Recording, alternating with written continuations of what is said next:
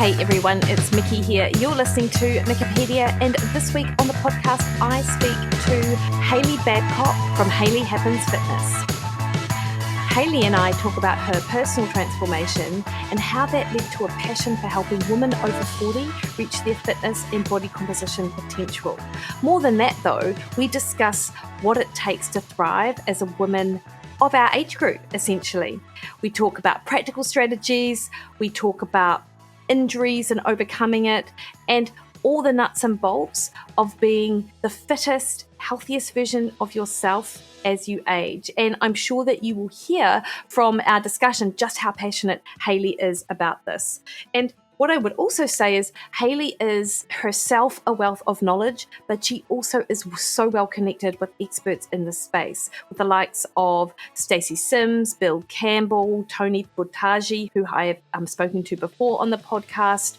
And I love that she draws in experts and she integrates real science and knowledge into her programs and her recommendations, albeit her herself is an expert in her field. So really loved chatting to Hailey. I was a guest on her podcast as well, and I'll put a link to that in the show notes too.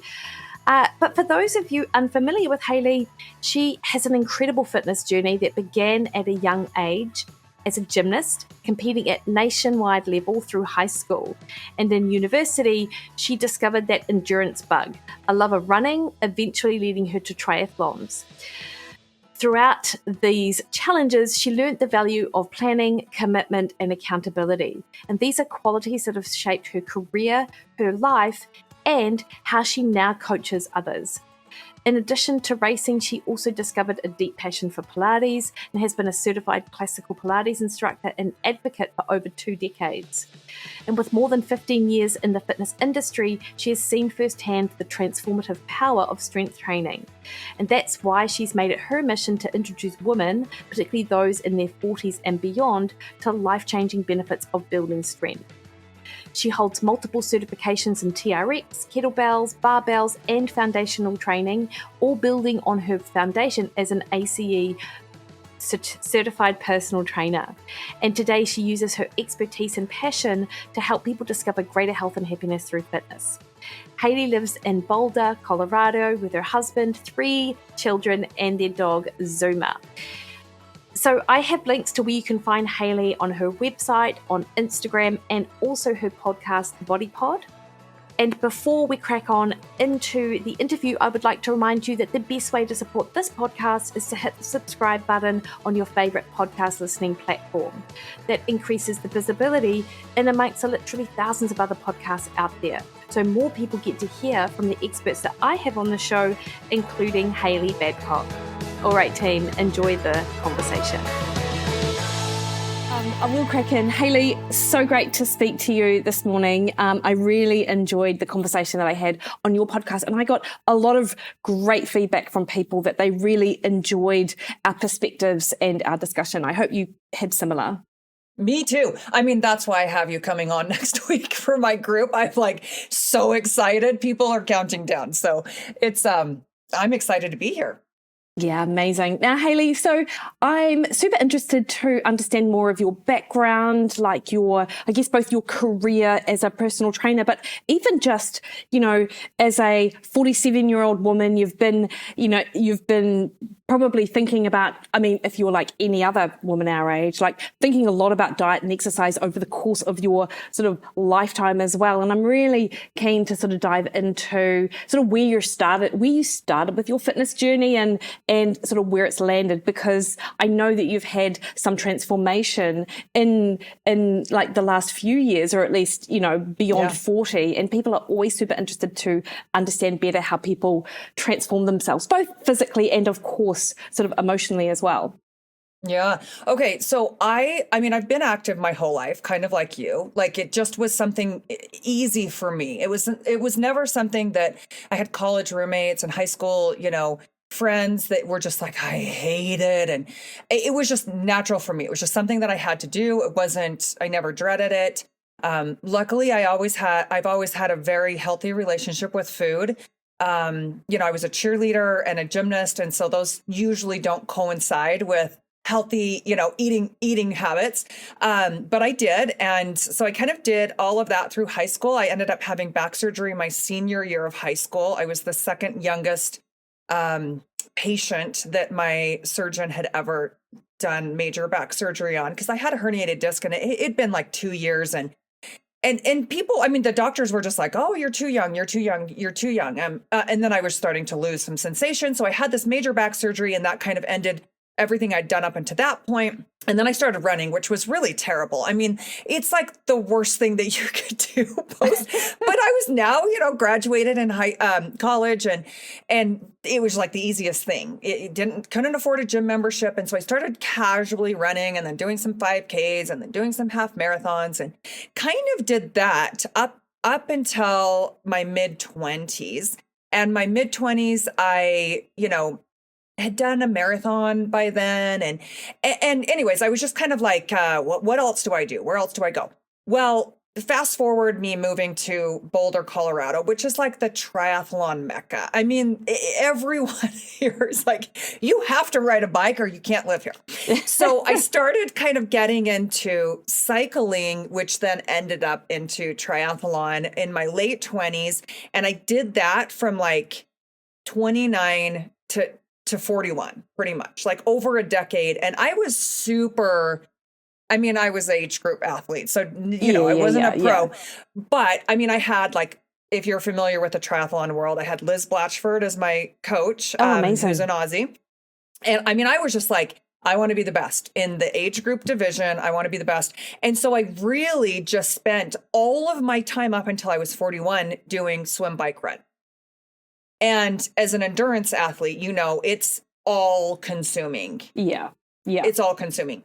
And so I was like doing these, Ironman events, and I was just, for me, I needed it for my mental like clarity and my mental state of mind, because my husband, was traveling and lived in different states half of every week with different jobs. And so I was just like, I need a break. So I did this for me.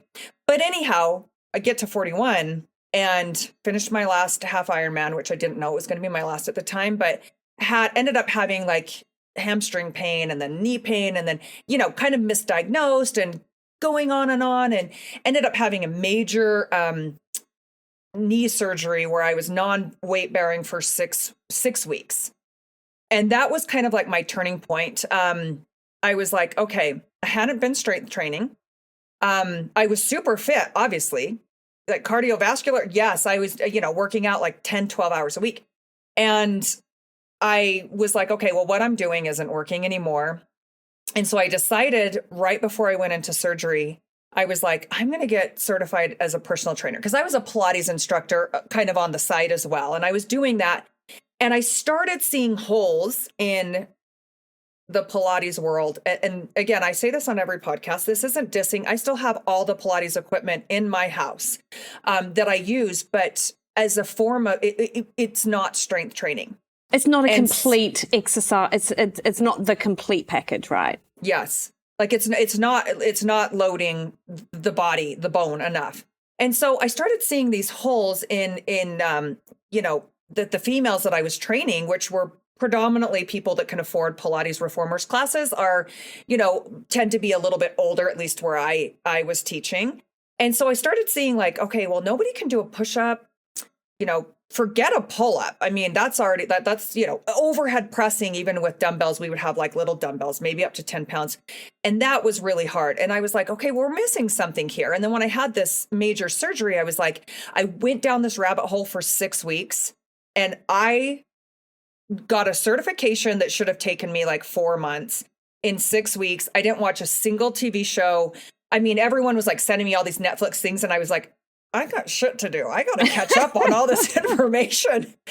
And so I just like dug deep into it and went into the strength training. And I was like, oh, it just kind of felt like this is what I'm supposed to do.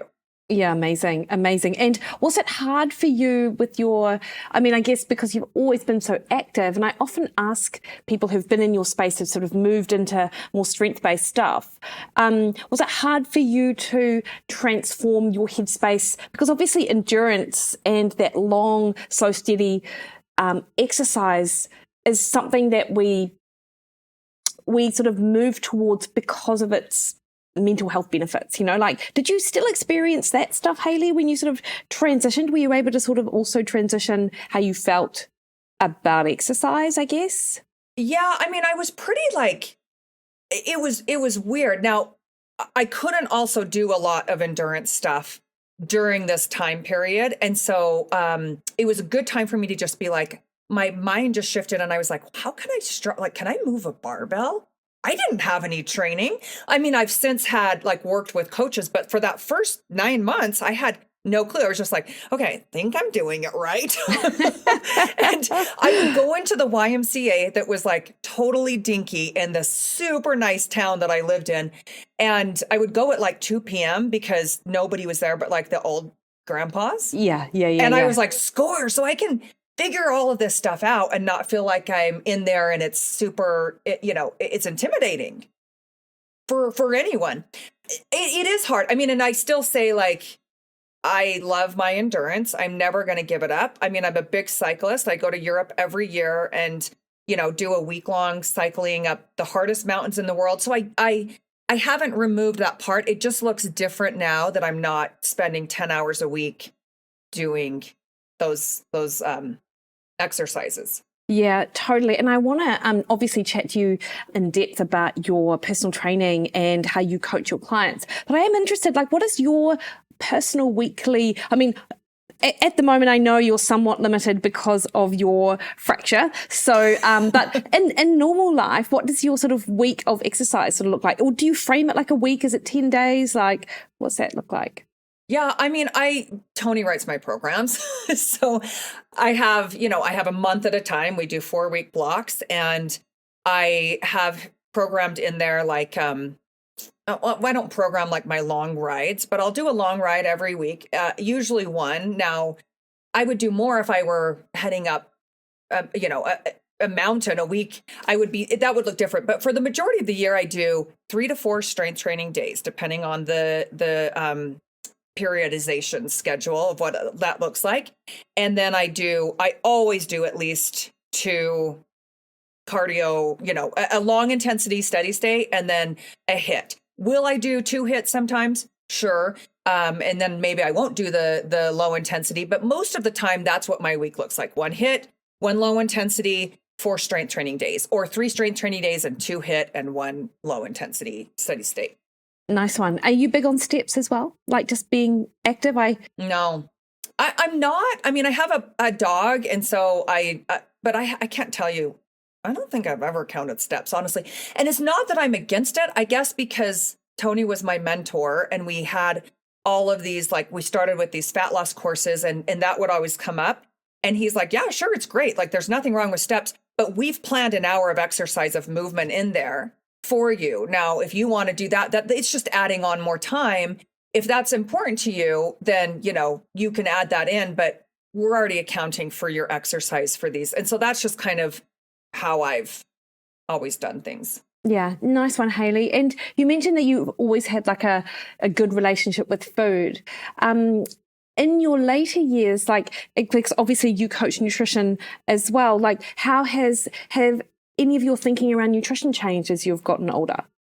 Oh, yeah. Okay. Well, first of all, I'm going to say that tracking calories, and I think we've talked about this and you would agree, I don't track calories, but I did, and I know what's in my food and I know what's on my plate roughly. And so I have the freedom to not have to track all the time because I know what my food is made up. But that wasn't always the case. So when I hired my first macro coach, 2020, I worked with someone and paid him a lot of money for 6 months, and I had lost 1 pound. And I was like, this guy sucks. I'm firing him, And then I went to another coach and he was like, yeah, Hailey, you're eating too much. And I was like, no, what? And so when I have women, I don't know about you, but when I have women come into my course, it is such a skill. And I try to tell them this is a skill. You are not going to ace this right off the bat. You're going to have so many errors. And the point of this is to educate yourself to know what's going in your mouth, because most people are like, holy cow, same with me. When I started, I was like, oh, I didn't realize that I had to track the olive oil, that I was putting on my pizza dough because it burns off in the oven.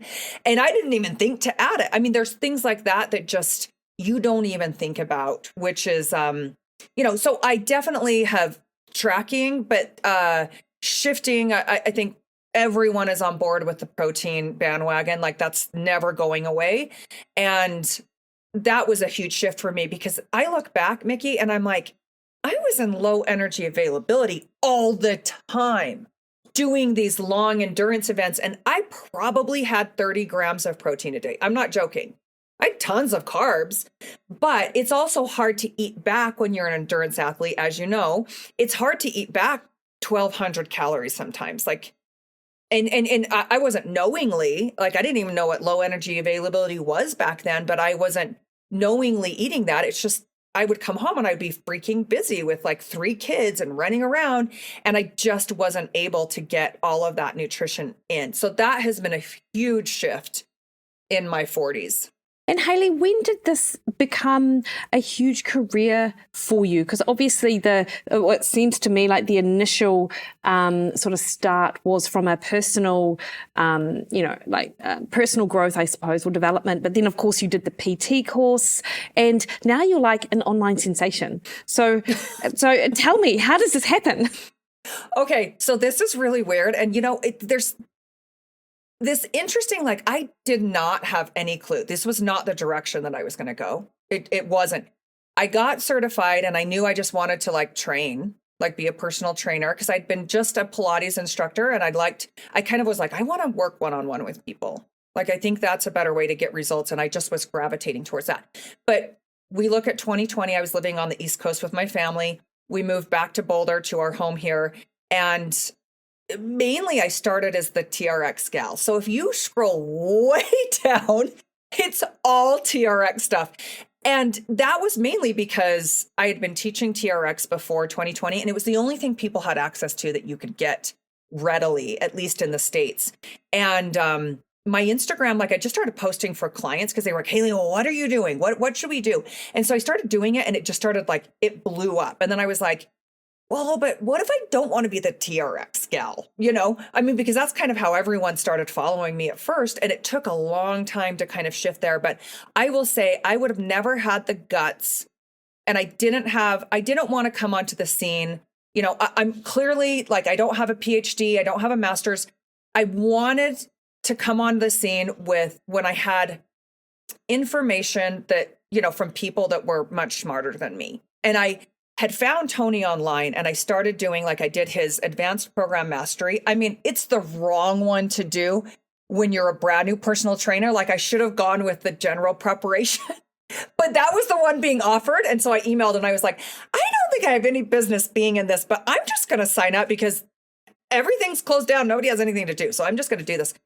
And so I kind of did it backwards, and then after I'd done like my 3rd course with him, I reached out and I was like, would you want to do like a fat loss course, but like for everyday females? And I had no desire to work with like 20-year-olds because I was like, I'm not, they have 20-year-old influencers that they're following. Like, I want to work with my age group. And so that's kind of how I honed into the 40, kind of the 35, 40 plus category.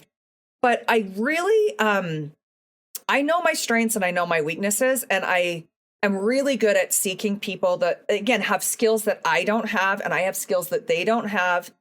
And it's been a nice balance of being able to kind of, I guess that has made me different than other online people out there. Is I just wanted to be like, okay, here's someone that reads the literature every day. I don't have time to do that. What does it say? And you use your skill set. And how can we bring women the answers when they're just like, exposed to anything online and can believe anything? Because, I try to question that and be like, don't believe it just because somebody's saying it.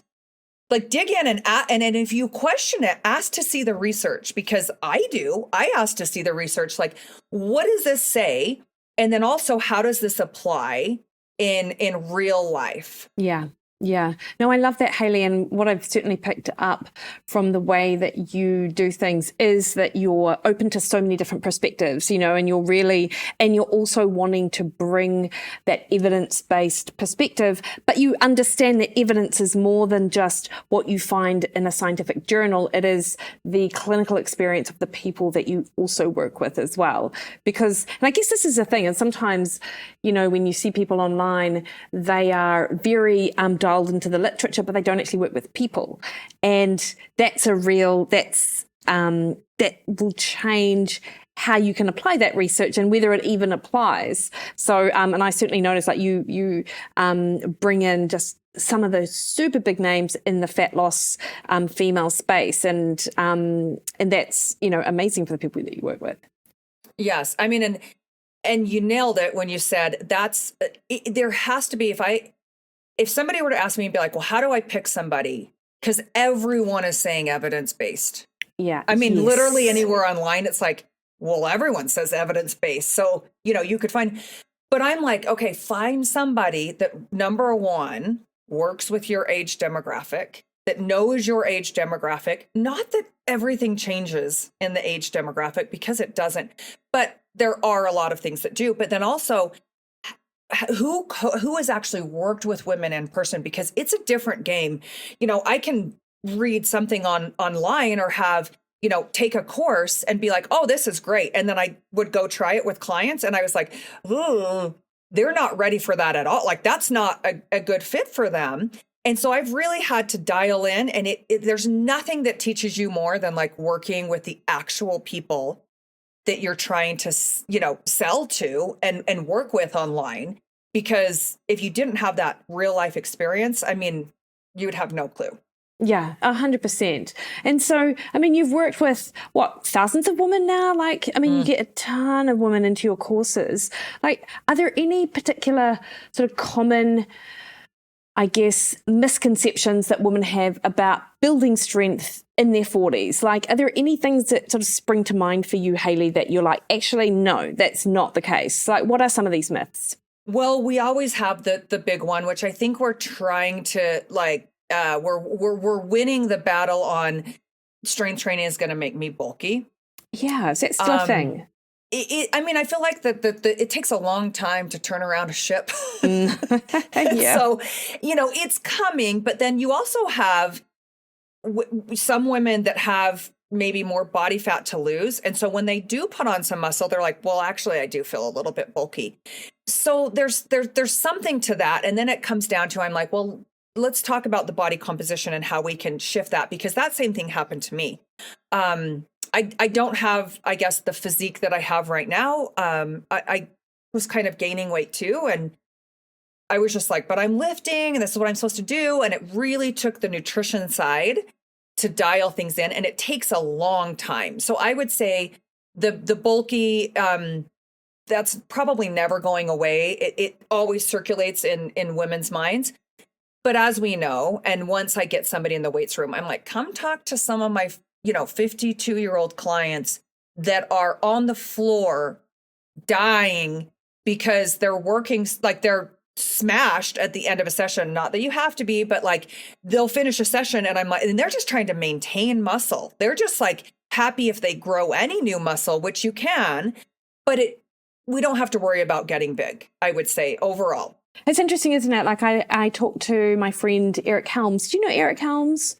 I don't know him personally, but I know of him. Yes. Yeah. Oh, you must get him on your podcast. He is he just has such a great perspective on things. And, he talks about building muscle for someone like him who is super experienced. It takes him 2 years to gain like a few pounds of muscle. And of course, he's very experienced. He's probably closer to his ceiling. There's less opportunity there. But it's, I think that I feel quite envious of people who are very easily gain muscle, because it's certainly a harder road than what people, I don't know, would otherwise expect it to be. Yes. I mean, and I tell people coming into any of my courses or programs or anything that I do where I have some kind of education with them, I'm like, you need to be in this for the long haul. Like, this is the long road. This is the longevity game. Like, There are zero quick fixes. Even in, like the fun shred challenge I'm having right now, I'm like, don't think that you're losing more than 5 or 6 pounds in this 6-week block, like at best. And you might not even lose that, but you have to be realistic. What your weight is right now over, maybe a decade, you don't get to lose in 6 weeks or probably even 12 weeks or maybe even 24 weeks. It's a journey. And the same thing is with strength. Like, you're not going to have this major change in strength over, 12 weeks even. It has to be consistent. And I guess that's where I see a big flaw in programming, is that one program doesn't build off of the next, or there's no overload there. It's really random. And so I would say, like, random training gets random results. In the same thing from like a race perspective, you couldn't just be like, I don't really feel like following a plan. I'm just going to kind of run, and I'm going to do this pace this day, but then I want to hit this, overall time. It doesn't work that way. Like, it's progressive in how it works. And so the same thing applies to strength. Yeah, nice. And, when obviously if women are coming to you, they are looking for what you provide. They're looking for a strength-based training. They're looking to optimize their diet. They know a lot about protein and the rest of it. Sometimes I wonder though, Hailey, if we sort of work in a little bit of a bubble, like what we see as people sort of transforming their minds around protein, around strength training, we might think, oh, that's quite common knowledge. Yeah, ubiquitous, and then, but actually you find out that even some of and even for a lot of the women, they think they're having a high protein diet, or they think they're doing strength training, but actually they're not doing what they really should be doing. Mm-hmm. Yeah. So Hailey, what are your pillars of nutrition? Like, what do you talk to women about? Is it all just about protein? Like, what is your perspective on carbs actually, and things like that? Yes. Well, I always say, why would you eliminate a macronutrient if you're not allergic to it and you don't have to? So I try to teach, number one, like, the protein is the star macronutrient, especially in a fat loss phase. But for postmenopausal women, that needs to be kind of the star of the plate anyways. But then also, like, you have to fuel for the demands of training. So if that training session requires a lot of carbohydrate, which strength training, really hard strength training sessions and high intensity sessions, interval sessions, they all require a lot of carbohydrate. And so I'm always, trying to get off the low carb bandwagon again. Like, fuel yourself and see how that goes. Will you lose weight if you're on a ketogenic diet? Yeah, you will. But what does that look like? Now, there are reasons for a lower carbohydrate diet for sure, but for the average female, they shouldn't fear carbs. It might look different depending on whether they're insulin resistant or not. Or kind of where they are on their journey, but definitely I'm not into, the carb scare, I would say. And then, of course, plenty of healthy fats to support our hormones. So I try to have a really balanced 40-30-30 or somewhere around that. Everyone wants the specific macro split. There isn't one. Note to self, don't go looking. You could probably find one online, but there are ranges and there's percentages. And so that's kind of what I try to teach in the nutrition part of it. Yeah, nice one. That 40-30-30 is very like zone-like. Do you remember the zone? Zone. Yeah. Yes. Zone, and also, I'm not sure if you were ever familiar with Bill Phillips' Body for Life. Yes. Yes, like and actually, yeah, and if you look back, like, some of those principles were just really solid. They're like, have some carbs, have some protein, have a bit of fat, and you could buy all of those Body for Life supplements. But if you ever read the book, even Bill Phillips was like, you don't actually need those supplements. Like, they're handy, but in fact, you can do it a lot on diet alone. And I look back at that Body for Life in the zone and think, God, that was pretty smart, really. Yeah. Yeah.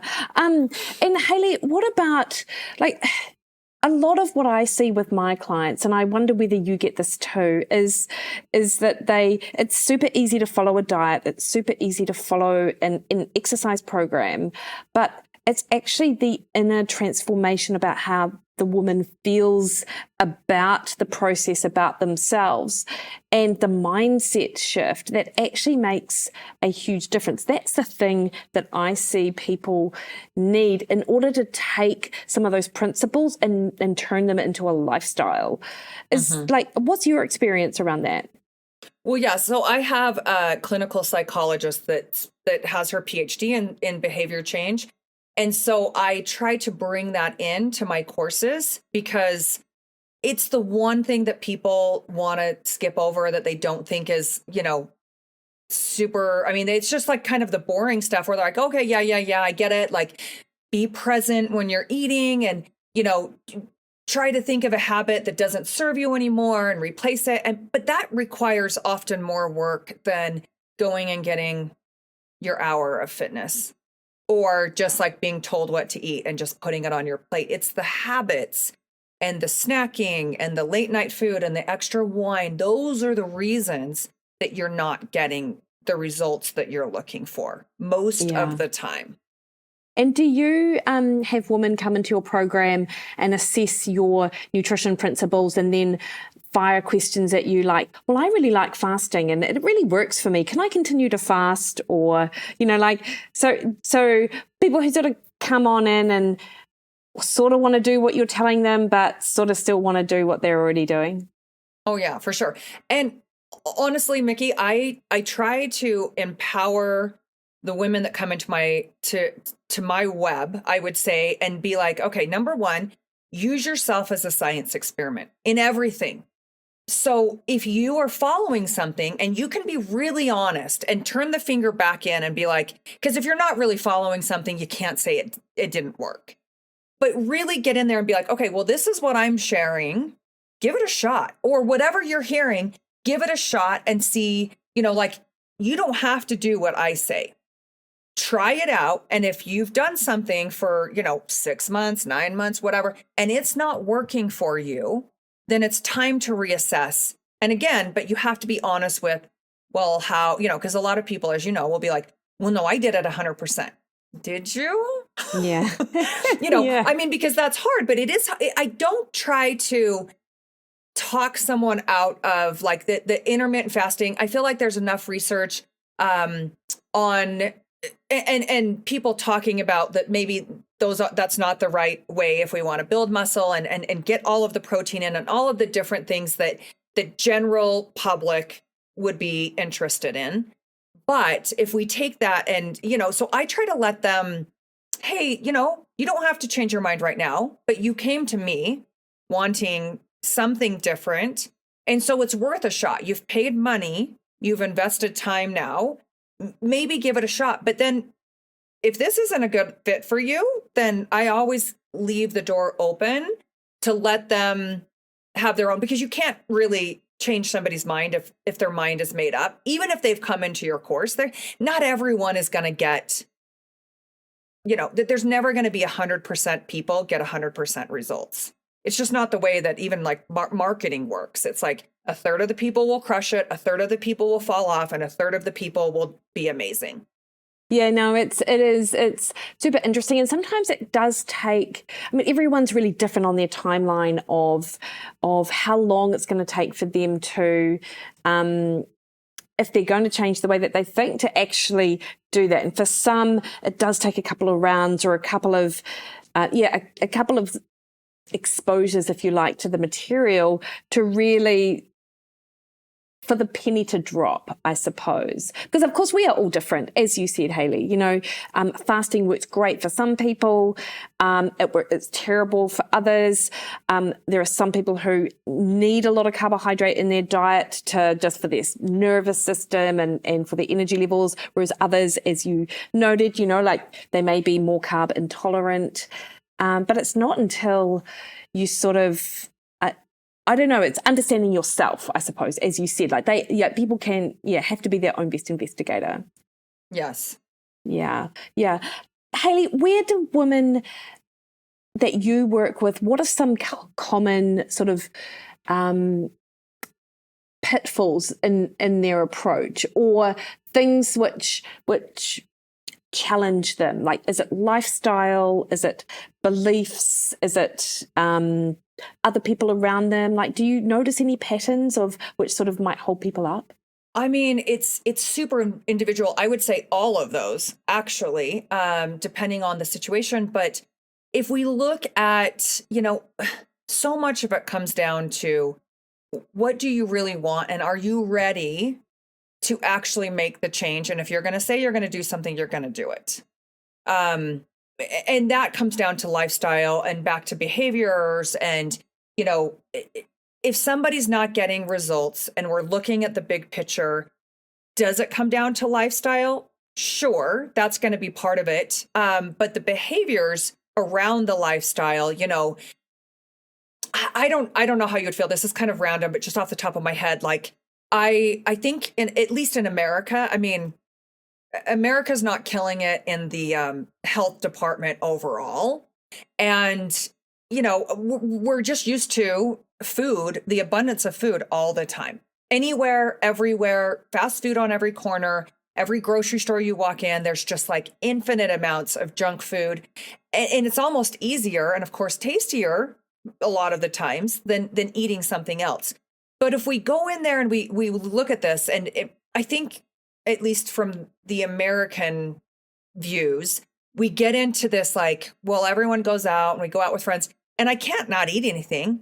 And I'm like, well, why not? Maybe build up that willpower habit of going, eating before, and maybe going, and I'm not saying like do this all the time, but like if you're constantly going out to work dinners or whatever, can you eat before and can you go in and just be like, I'm going to have, an herbal tea? And practice the restraint that comes with it a little bit, because you're not going to die. And it's like, I think reshifting the mind, and this would come back to the behavior and again, the psychology of just being like, I don't have to go out and have a glass of wine every time that I go out. But if I don't make the choice ahead of time, I will. Most of the time I'm going to go in and just be like, well, I mean, I just, kind of gave in. And then one drink turned into 3. Those things, it's like, make the decision ahead of time, call ahead to the restaurant, look at the meal. If you're tracking calories, pick out something that you want and just already have those decisions made out, so that you don't have to do it, because the willpower part is, I mean, it's tricky too, because by the end of the day, everyone's kind of tired of having the willpower. We're great in the morning, get the workout done, have the protein right away, but it's like the late afternoon. And then, you have kids, if you have kids, and then you're getting dinner and all of these things. And then you want to have something after. Those are the habits that I think really have to be honed in and be like, okay, well, why are we not getting, it's a huge, but some of those, it's really hard to pull back because there's not only lifestyle, but there's culture involved in it, and trying to get that like, well, this is just what our culture does, or this is what my family always does. Is there a way to kind of negotiate? So I try to teach my clients, like, negotiate. If something is a non-negotiable for you, I'm not giving up my glass of wine, Hailey. Okay, great. Well, then where else can you pull back and negotiate with yourself and with your standards to where you can say, I'm still reaching my goals, but like, I feel like I'm winning because I didn't give this up, but then I didn't want this one as much, so I can negotiate with it and then pull back here and maybe rein that in. Yeah, no, I love that. And, I particularly in, I think, women of our age group, where we've got a lot on our plates, and often we see, when we're going out and socializing, the glass of wine or the food that we eat as part of this sort of reward process or this sort of me time, which absolutely is important, but it's typically is tied into things which don't align with our goals. Like and I often say to clients as well, like if you need a reward for sticking to your diet or doing your training plan 4 days of the week or whatever it is, that's totally fine. Like, I actually see no problem with that if it's going to motivate them to do it, but can we just make the reward align with your goals? Like, instead of it being a glass of wine, can you get your nails done? Or, buy a magazine or, something like that you might not otherwise do. But it can be tricky. And I love what you said about that negotiating with yourself. And in fact, and I loved what you said about willpower, like that decision fatigue. If you have to make the decision every single day, am I drinking today or not? Am I going out or not? Like, it's so much of this can be avoided, and it's so much easier when you just decide in advance. You plan out the week. You know that you're going to have a drink with Jane on Wednesday, but actually you're going to enjoy the dinner party on Friday is a bigger deal to you. So you're happy to have a sparkling water on Wednesday because you want a glass of wine on Friday, and you've got that, Yep. Yeah, 100%. Yeah. And as women, we're not as good at this sort of planning for ourselves, but we seem to nail it in other areas and for other people in our lives, Yes.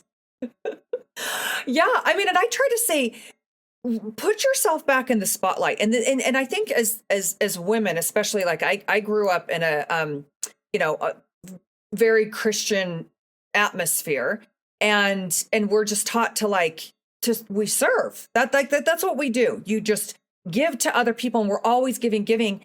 And it feels selfish to almost be like, well, I'm not going to do something really incredible for me. But if we look at it, it's like, the old, like, put your mask on before you put the child's on.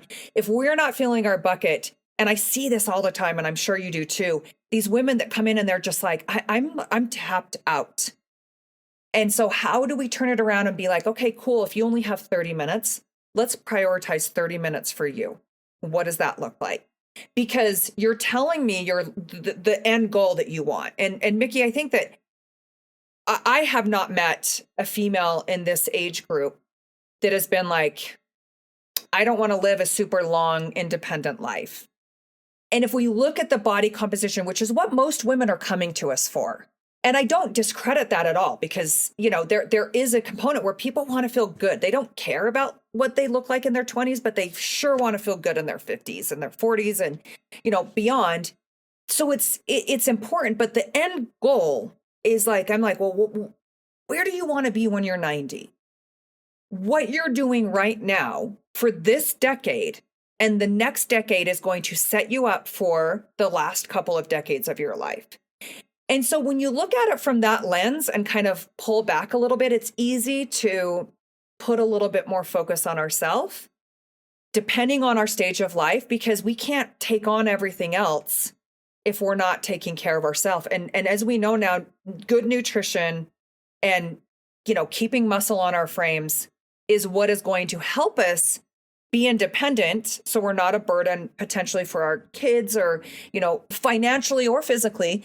But also, it's going to help us to be able to help others a lot longer and be able to live a good quality of life in our golden years when things start to usually turn for a lot of women in the later part of their life.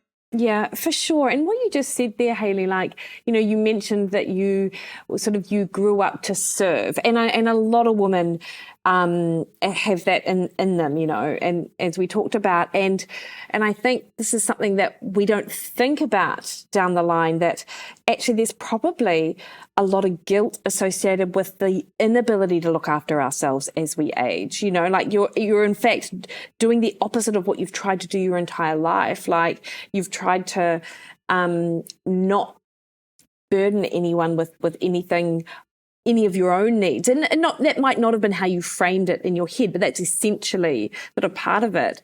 But if you don't look after yourself now, your ability to look after yourself later is just so compromised. Do people buy into that message, Hailey, that you talk to? Is 40 old enough, 40 plus old enough for that? Or do you recognize it as something that women who are older or who have experienced others around them in ill health, did they understand it more? Like, what's the buy-in for you and your clients in that? Okay. You just said that and it gave me the chills. And I don't even know why, other than it's super powerful, because I think, yes, like they're getting it. And I don't know if I have any tiny little voice in this big space, it's like, look at the longevity look at the longevity goal and do it now. And look at maybe potentially like your grandparents or maybe even your own parents, depending on the age. And learn the lessons from, like, they didn't have the information that we have now. You know, my grandma, I don't even think exercised at all, maybe walked.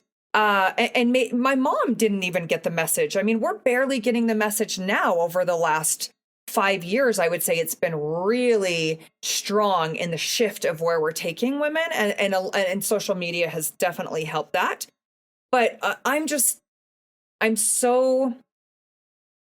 feel so strongly about, make the decisions now, because your future self is gonna, you know, it's your future self is already thanking you if you take the time to do this today. And it doesn't have to be perfect, because as you know, it's not going to be. I mean, any challenge that I run, any group that I run, there's multiple women that every single time there's more than one person that has a parent pass away. Just given the age range that we're in, you know, like this is going to happen. There's a lot of hard things at this stage of life, a lot of great things, but a lot of hard things with struggling teenagers or divorce or losing careers, like all of these things, that the stakes are really big. They're not these small, you know, little things that are happening to us. And so all of that, it's just, it's hard. So I'm just trying to like refocus and be like, okay, so what, this might not be an appropriate time for you to really go all in on fat loss. But guess what? Like, what matters most is what you're doing right here. And maybe you just take this time that, you know, whatever challenge you're having and just move. Maybe it's not tracking calories and getting all into your head about, well, I'm not doing this the right way. Anything you're doing that you weren't doing before is setting you up for better success than what you were doing before.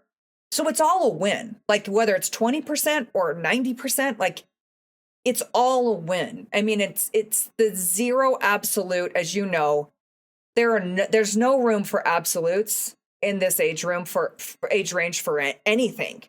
And how much does perfection hold women back in your experience? Like this, you know, type A personality. If I can't do it right, then I'm not doing it all. If I don't have 45 minutes, there's no point working out. Yep. You know, huge. It's huge. And those are the people that the women that I try to really be gentle and just say, you know, give yourself some grace, because any amount, like you've been working at this absolute, but it just doesn't, it might work in other areas. I don't really think that it works in most of our areas of life. Yeah. Accounting. That's probably the only. There you go. But for everything else, I'm like, you're setting yourself up for success, because you will fail. 100%. You're never going to hit your macros all the time. You're never going to be on point. And if you feel like it's all or nothing, you're setting yourself up for maybe, you know, months, maybe years, maybe decades of not getting what you want because of that mindset that really has to have a shift. Okay, so, but on the flip side, how often do you see people letting themselves off the hook too much because of everything else that they've got going on? And I see this quite a bit as well. And I feel like it's a fine line, and I'm just really interested to see whether that's something you also, I don't mean to put words in your mouth, by the way. Oh yeah, no, it's a fine line. And I feel like you're always toggling back and forth between the all or nothing and then I'm going to start. I mean, I love my sister. She's going to listen to this. I love her, but like, I mean, you know, you have a sister too. My sister, she's just like, Hailey, I'm going to start next month. And I'm like, you have access to the best programming. I will write you like a personal thing, but I can't make you do it. I mean, and this is someone that's like, you know, one of my best friends, and she's turning 50 next year, and she wants to go hike Mont Blanc, and she booked it all. It's like 12 days. I'm like, I have to be flying for 12 days. She's making me go with her. I want to go to Europe and I want to ride a bike. I don't necessarily want to hike up a mountain and stay in like a tent or like, I don't know, random hostels or anything. Not my thing. But she's like, Hailey, you're the only one that can do it with me. So I'm going to do it. And I'm like, well, that means you have to actually hold yourself accountable and start training, because that's not going to be fun if you just, and I'm getting in there and I'm getting out. So if you're not with me, you're staying on your own. But the point being is, yes, it's a fine line. And I think this is where we have some persuasion in our groups, is to have these discussions and have different people chime in that maybe have had success but didn't at first. And you'll probably know that, like, the community that you have, they start to speak up and help other people before you even get in to be able to do it. And I love that. That means that we're doing something right when other people are like, hey, I felt this way too, but here's how I handled it, instead of the instructor all the time having to say it. But that means that we've coached really well if people are kind of coming to others' aids and answering how maybe we would. But it is, there's a time, and that's what those people that are kind of giving themselves, like letting themselves off the hook enough. And, I try to revert back to, where do you want to be? Because we're in a stage of life that we don't have, I guess, as much leeway as, say, we did when we were 28, where we still have ample muscle. We build muscle really easy. We feel great. Our joints feel great. We're in a different category now, a great category, but we don't want 1 year to turn in, or a couple months again to turn into this decade where now, like, well, we should have started here, but we didn't. And we had the information.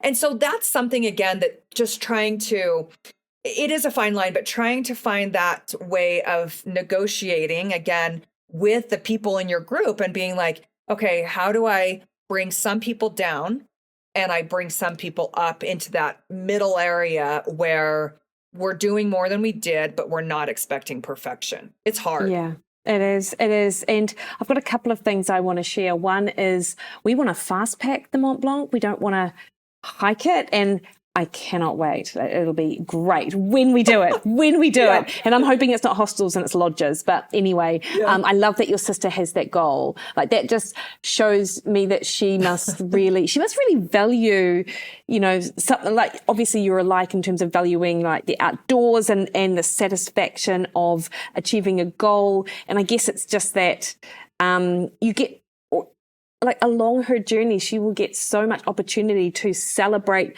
her progress towards that, right? So I hope she's listening to this, and I think what an amazing thing to want to do for your 50th. But you're right, like, tough love, right? And I think this is I think Dr. Gabrielle Lyon actually is very good at the tough love. She's and out of a lot of people in the social media space, she's very sort of feels very sort of black and white as to, be resilient. Stress isn't something that we should fear, and in fact we should not encourage stress, but we should embrace it as part of this resiliency. And actually, you just have to get real with yourself. And maybe it's because she's done a bunch of work with Navy SEALs that she's got that mindset. But I do feel like if we had a little bit more of that in some instances, that can be super helpful for people. Yes, absolutely. Hailey, like, I guess one thing I'm really interested in is, I talk to a lot of women and they're like, I've got absolutely no time to work out at all. And they do list, like, what their day looks like. And to me, it feels like a sort of stacked schedule. Like, what's your advice to women who might be in that situation that, they literally cannot find the time to train? Like, is it like an absolute no-go, or are there things that I don't know, are there any sort of speedy things that people can do? Well, that's when I start to go back to, okay, let's look at your day and let's start negotiating. What could you maybe pull back on that is not 100%? Because if we look at our phone total that our phone gives us at the end of the week, I'm sure most people have 30 minutes that they haven't been, watching a Netflix or whatever. And if that's important to you, can we watch Netflix while we're spinning on a stationary bike? or even doing some body weight exercises, that's the negotiation, because there's some hole in the day where we're actually, I mean, and I've worked with, you know, as you have, women that are CEOs of their company. I mean, and their time is complete. I mean, that's a person with a stacked schedule. But then you also have the stay-at-home mom that, you know, may have parents living at home with them and then still have kids at home. So I get, like, I don't know anyone that's just like crushing it time-wise. That's like, I've got ample time in the day for whatever I want. I mean, I'm sure they're out there, but I don't know any of them. So that is where, like, we have to find something, because again, like, turn it in. How do you feel right now? And do you have goals? You came to me because you had a goal. And I am here to negotiate that goal with you so that you help get it, you know, you actually follow through on it. And it's hard, but sometimes people just need an accountability person like you or myself, or, you know, some way of thinking about it where we're not reinventing the wheel on anything. I mean, we haven't reinvented the wheel on nutrition. Things have shifted a little bit, but like the information's kind of the information, going back to like the, you know, the books, the 40-30-30 and the zone. Like, there's a lot of similarities in these patterns, and for good reason. But you have to, if you came to me and you said, I have a longevity goal, I don't want to end up like, you know, my mother passed away. If I can help it, if I can control all of the controllables, okay, then we have to have some time in there for you. It might look different. It might be 15-minute chunks that you find, but you put it in your phone, just like you do for a hair appointment, or, you know, whatever's really important to you, and nothing gets in the way of that, or at least most of the time. Yeah, nice one. And, you know, I don't think even doing things like squats and press ups in your jeans and t-shirt, you know, like, things can be done. And in fact, I had a thread in my group yesterday, and a couple of the women said that they love to watch Netflix at night, and they just put their dumbbells in front of the TV as well. And they do and that is how they find time to do strength training, because they don't particularly love it. I mean, I wish more women found joy in it, or more people, but they just don't. So for them, that's the negotiation. They get to watch their Netflix if they do their body weight exercises as well, because it all adds up. Yeah. I mean, and there you go. Like, we just solved the issue where they're not getting out of it. Like, don't come and say that you want this and then not follow through, because you've done that, and you're coming to me. Most women coming to me they're frustrated and they want change. And so we give them that, but then we also give them the tools to be like, do it while you're watching your Netflix then. However it gets done, it gets done. It doesn't have to look like, you know, the next person over that's your best friend, how they're doing it. It can look how you need it done. Yeah, it's interesting, isn't it? Because a lot of people, and I wonder whether you get this, because they're in a group-based program and they're corresponding with others. Like, is there the comparison trap that women fall into, Hailey? Like, how do you? There is. Yeah, there is. And I actually just experienced this 2 days ago. And I mean, we're only in week 2 of this shred, you know, challenge. But somebody spoke up and they were like, you know, I'm just kind of comparing, like, what should I be at this? What are you lifting for this? And again, all of the women came to the aid. I mean, if they don't tag me, I let them have their own conversations and, you know, let them have their own interactions and their own experiences, where I'm not kind of trying to dominate everything with my opinion. So I let them have it, but it really was great, because a lot of women that came and were like, oh, I've done this too, and it's easy to compare, and, you know, this and that, but we're all in this together. And I guess that's the message that I try to share, is like, anyone's beginning point is their beginning point. It only goes up from here. Again, even if you do it at a 20% and you really wanted to do 80, but you weren't doing anything before, you just got 20% better by doing it. And I do think it's important to set a habit of movement for at least like X amount of days, whatever's really realistic that you're going to stick to. I mean, I do 6 days. I realize not everyone's going to do that, and that's okay. But if it's 3 or 4, that is the expectation, and that you get in there even when you don't feel like it. I don't feel like brushing my teeth when I fall asleep at night and I'm watching a Netflix movie. I don't want to get up and brush my teeth. I want to jump right in. There's things that we don't want to do that we do because it's a habit and it's who we are. So this sounds really dumb, but I always tell my one-on-one clients, they'll come in and they'll tell me things that maybe they're doing better. And I'm like, yeah, or, they'll start to do better, but then they'll be like, well, but I have this. And I'm like, okay, but Sandy 2.0 doesn't do that anymore. Sandy 1.0 did that, but Sandy 2.0 doesn't do that anymore. And I think it's important to have the, consistency of movement or the consistency of sitting down for dinner, whatever it is that they're struggling with. Even if it doesn't look exactly perfect, that they are creating the habit that this is who they are now. And most of them, like, it gives them this like really adorable kind of superpower where they're like, yeah, Sandy 2.0 doesn't do that anymore. She doesn't do that. Case closed. Yeah. Moving on. I love that, because I feel that just is something which I think is so powerful that people can sort of grasp, is that just because this is the way they've done things doesn't mean that that's how they have to act sort of moving forward or be moving forward. And so when people say things like, I'm just stubborn, or, or I don't have time for this, or, it's like, well, maybe previously that was it, but you're only stubborn because you've told yourself you're stubborn, or someone else has said you're stubborn. Like, that's a choice. Like, you can change and you can shift. And when people notice and start experiencing that they can think differently, like, I think that's when you know that the penny has dropped, that actually some of these things are really going to start to become a part of who they are, and it's not just something that they do, right?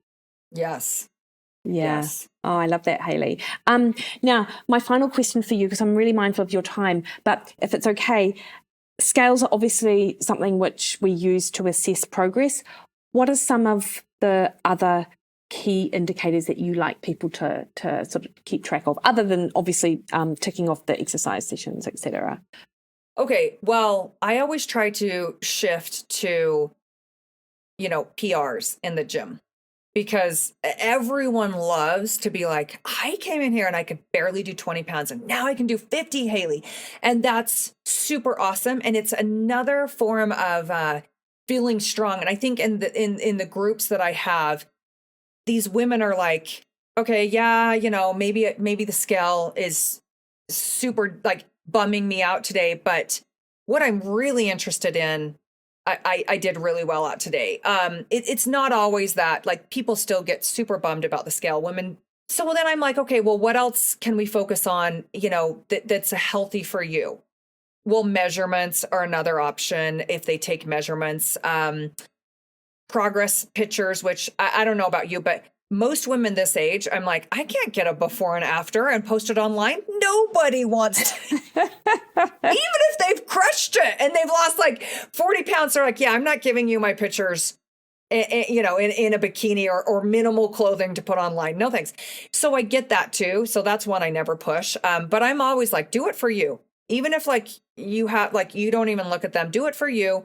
But look at other measures of success, like outside of those, but it's all data. All of that is just data. And I try to say, again, you're a scientist with your own body and you're doing an experiment. And so it doesn't really matter what the scale says. It matters these other parameters, like what's the healthiest for you and what can you do regularly that maybe doesn't, fully rely on the scale. Some people are great with the scale, but then we also look at other measurements like measuring and photos and PRs and things like that. But you have to find something that somebody can do that where they don't get in their head and there's not a negative association with something like that, which for some women is tricky. And as you know, I think females in general, it's kind of the anomaly to not have had disordered eating the more women than I would say half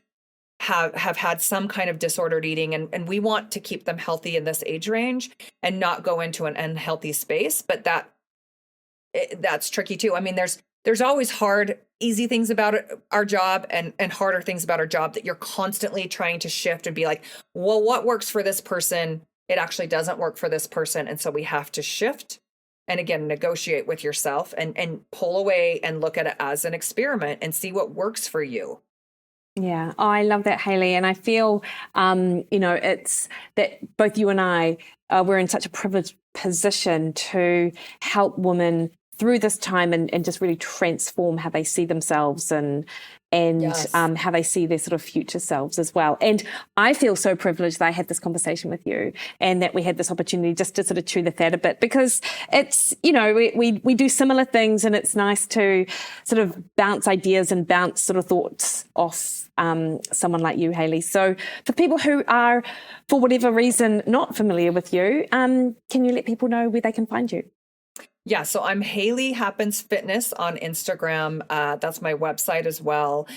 Facebook, they're all the same. I like to say that I occasionally do threads, but not really.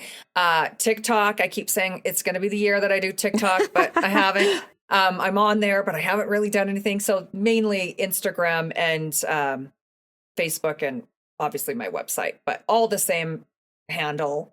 So yeah, I mean, and thank you. I feel honored to come on here. I've looked up to you for a long time, and I just love like I said, on my podcast, your very open approach, very balanced approach.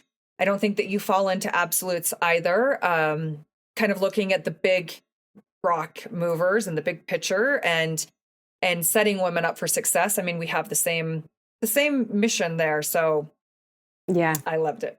Yeah, awesome, Hailey. And your podcast, the Bod Pod, is awesome. And you run so many amazing programs, and you lean on other people in this space too. And as we talked about, and so if people are after strength-based programs, nutrition-based programs, I mean, you do it all. So it is awesome. Have a great rest of your day, Hailey. Thank you. You too.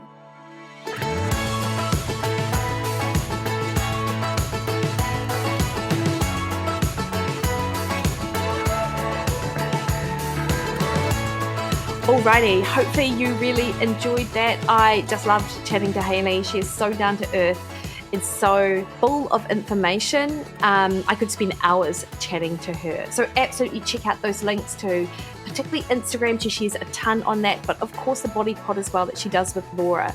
Both of them just do a fantastic job of relating information in that super understandable way, and they have a ton of awesome interviews on their podcast. Next week on this podcast, I speak to Tara Fazzino about appetite and the neurobiology behind food consumption. Super great, interesting information there.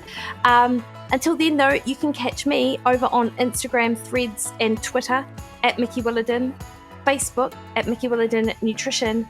Head to my website, mikiwilliden.com, book a one-on-one call with me. All right, team, you have the best week. See you later.